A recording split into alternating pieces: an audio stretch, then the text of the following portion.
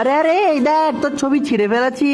তোর সাথে আজকে তো আর কোনো কথা নাই, আমি তোর বাসাতেও আসবো না, আজকে থেকে ব্রেকআপ আমাদের। তো বন্ধুরা, তারপর ছেলেটি ঘর থেকে বের হয়ে যায় এবং অন্য একটি মেয়ের সাথে চলে যায়, আর অন্যদিকে এই মেয়েটি এখানে বসে কাঁদতে থাকে।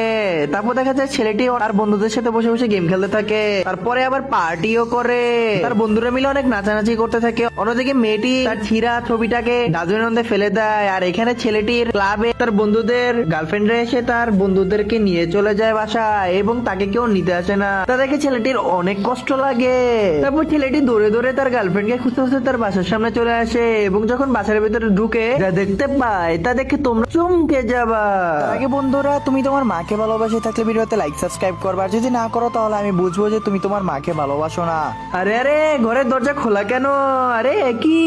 তখন ছেলেটি দেখতে পায় তার গার্লফ্রেন্ড আরেক ছেলের সাথে লুতুপুতু করতেছে। তা দেখে ছেলেটির মন ভেঙে যায় এবং এখান থেকে চলে যায়। তো বন্ধুরা, কখন নিজের আপন মানুষের সাথে রাগ করবা না, কারণ সে আরেক জায়গায় লুতুপুতু স্টার্ট করতে পারে।